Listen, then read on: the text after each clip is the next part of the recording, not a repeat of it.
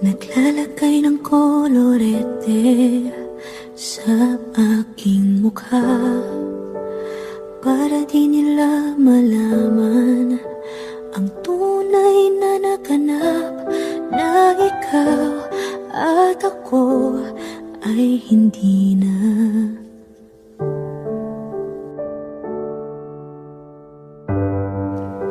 Iniensayo pang mga ngiti para di halata. Damdamin ko'y pinipigil, sa loob umiiyak, dahil ikaw at ako ay hindi na.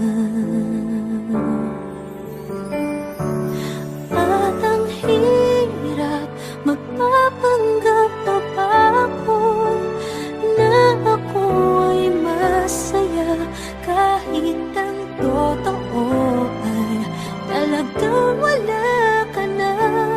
At kung bukas pagmulat ng aking mata, may mahal ka ng iba, wala na akong magagawa.